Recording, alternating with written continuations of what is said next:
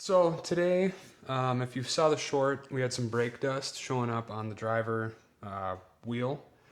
This is the wife's truck, so she might hard brake a little bit getting the kids from school. A lot of traffic that time of day, but I think we're gonna inspect things. I got the pads just in case because the pads are cheap enough where if they're 50%, may as well just replace them while we're in there. But we'll look at the rotor. Just eye up the calipers. I think we did do the caliper when we had the event at the zoo.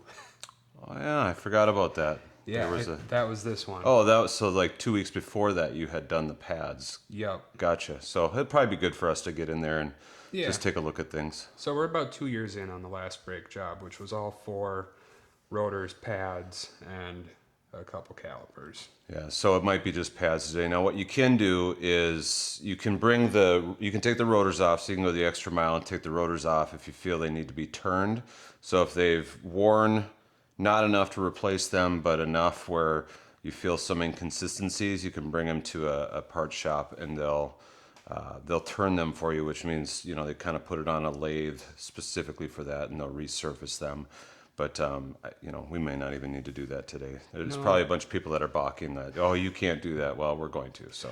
Well, and the thing is too with the turning, I don't know how much that would cost, but if it's $30, you're already halfway there. Or have already bought one from Rock Auto. Yeah, Rock Auto or Amazon, you're gonna just get there. So. And for all of you who say, well, with Rock Auto, something like that with shipping, no, it's still half with shipping, with premium parts. So I don't care what you say. Yep. So I feel pretty good about just having the pads on hand today, and if something else pops up, we'll deal with it then. Cool. All right, let's do it. So first things first on this one, we got the hubcap to take off. With these rims, we just want to be careful not to scuff them up doing that, because they're 2018 Escalade rims. Yep. 2018. It's a good look for this truck. These are actually getting a little beat up. And the reason why loosen or break the bolts loose while it's on the ground, because once you jack it up, the wheel has a tendency to just spin, so you can't do the break loose part of it. And if you really go after it with a Impact. gun, you can get them, but It's better to do it. practice. Yeah, it's better to do it that way. You can't see it in the shop, but we are adding a jack stand for safety. You can hear it. We probably don't recommend Harbor Freight jack stands. Not the old models, at least. Yeah. Now, it's a small impact drill, but once they're broken loose, this is just a speedy way to get them off. And I always take the top one off last so you can control the bottom. If you push up a little bit, it keeps it tilted on rather than dropping toward you. There we go. Just like that. So we just got the wheel off. We're gonna go over the things that you inspect. First things first, this is your rotor. If you're getting a lot of shake when you hit the brakes, typically you're gonna feel different imperfections in this, but this is actually quite smooth. You're not getting any shake on this one, are you? It's tough to say. The wife says that sometimes there's some shake, but I don't know. It felt fine on the way over here. Is the volume up on the radio when she says that? It could be, but I will say, so while we're in here, I noticed the StabiliTrak and the traction control light came on. A lot of times on this generation truck, it's going to be your speed sensor. Something wonky with that. So if you see, it's all wet up here. Yeah, we can actually take that connection off and blow it out with the air. Yeah, so I think we'll do that while we're in here, and we'll just take note that maybe when we do a brake job, we'll order up those speed sensors. So you don't think we're going to do a brake job today? I don't think we are, because our rotor is good, and then our brake pads, there's a couple different angles to look for. So from the top, you're going to be able to see your back brake pad. Yep. We've got a healthy amount of pad left on that. You can see there. Yeah, meat. Yeah, and then for the front one, if you get over on this angle and look straight on your rotor, you can see that there's an equal amount of meat, which That indicates our pads are wearing evenly as well, which kind of rules out any of the caliper seizing. And what you might be getting for extra dust is with this rust ridge that's forming, it might be taking off a little bit more of the pad. You know, as it that's a creeps good into point, the- because she doesn't drive as often either. Yep. So the surface rust comes back, and it's a cycle of surface rust and then getting rubbed off. Yep. Surface rust rubbed off. So it's a good opportunity to check. You just, get to know your vehicle. That way, when you are faced with potentially having to go to a shop, you're not getting ripped off because you're very familiar with your vehicle. Yeah, and a big part of that is when you go to the shop, telling them exactly what you want done, not having to ask them Yep. what they think you need done. So in the past, I have also done this shock, quick strut setup. Just one? Both. Always do both. Attaboy. I don't know why people do one side versus the other, but that's a topic for another day. So take a look at this. Yeah, this still looks quite new, actually, even though it's been a year and a half, 2 years. Yeah. And then in the back here, you've got your CV axle. You just want to take a look at the boots. Make sure you There you don't go. have anything leaking out of there. That's looking good too. And a common thing to break is this link right here. You won't feel it a lot while driving, except going around corners. You might get a little bit of extra tilt. Yeah, that's your sway bar, and that's your sway bar link, and that controls how tight the vehicle feels when you're going around corners. And think of the vehicle as a tip. It will feel less like it's going to tip with that link in place. But it is subtle, so it's something where you probably won't feel it, but when you get in here and look, you'll see that it's broken. And why don't you point out the tie rod? This is your tie rod, your inner and your outer. They screw together right here. You're going to look at the joints on them, make sure that's okay. Grab it and wiggle it. If it's Yep. loose, it's not good. Inspect the boot, make sure you're not getting crud in there. The back boot usually stays in really good shape. What usually will go bad is your ball joints. Yep. So that's that ball joint right there. That goes bad. You have your upper ball joint, which is right there. That will go bad. The boot will tear. And then there's a lower ball joint right there. Yep. And if you do end up doing your ball joints, it is worth noting that the upper, you can get that control arm and ball joint as a unit. The lower is the ball joint you're going to have to pop out and replace on its own. Yep. And anytime you do front end work, if you do an upper control arm with the ball joint in it, there are adjustment points over in here. That is actually how and where they do the alignment. So you can mark things and get it as close as possible, but what you'll want to do is after you do any type of front end work, go spend the, 60, 70, $100 with a reputable shop and get an alignment done, and then you'll be in good shape. But getting it close saves you having to tow it there, because if you can get it close enough, you can drive it. Yep.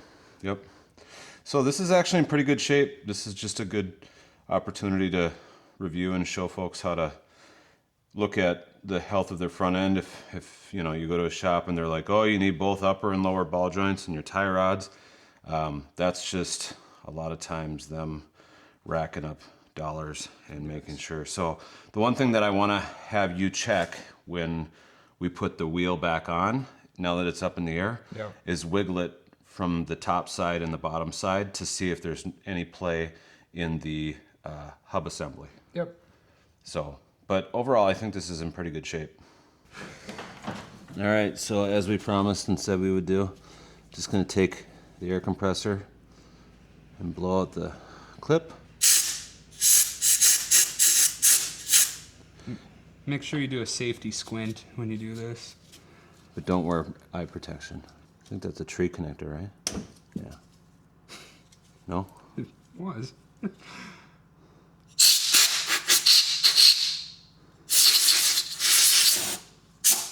And put a little bit of dielectric grease on the other one.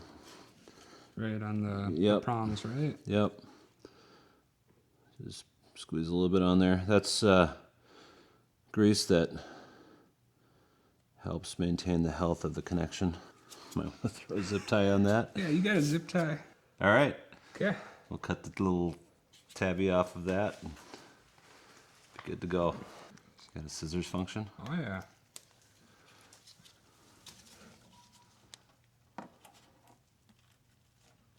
Look at that. Shouldn't go anywhere now. Tire back on, same process. Use your feet. Yep, try to line up where the studs are before you go for your full approach. Just again to avoid scraping that thread as much as possible.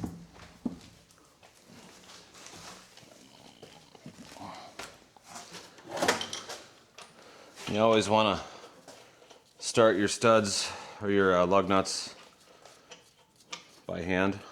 But why? Tight is tight. If you just put them on the drill and let her rip, they'll cross thread on you and you'll have a whole other heap of problems. And do you just hammer down or do you torque to spec? Torque to spec. And I always check your torque specs, but I believe this one is 140, which is high, but it is. And I will say to anybody who ever says like it's not that big of a deal, in my line of work, one company I was at, we won't name them, but they weren't torquing lugs to spec, and they were stretching studs, and I believe 3 trucks in a week lost a wheel on the highway. Oh, that'll That's a commercial vehicle, folks. It's not safe. that'll hurt somebody. You always want to skip every other one, so if you tighten the top one, you want to go to 2 over and then kind of do a star pattern. Another benefit of using a smaller impact for this is it kind of protects you from over torquing Yep. to a certain extent. That generally can't achieve the 140. But it gets surprisingly close.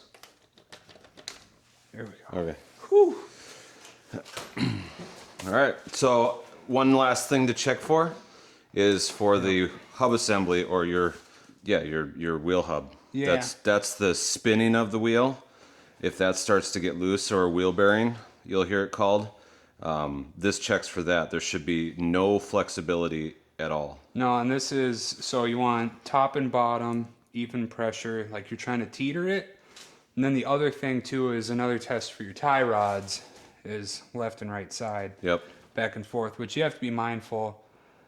If the other wheel is lifted up a little bit, you can turn. Yeah, I can see the steering wheel move right now, but you're not feeling any No, it's not clunk a clunk loose. play. Yeah. And there's no clunk clunk play. No. So that's good. Okay, good shape. And this is just to prove to the viewers that we're torquing it to spec. Yeah.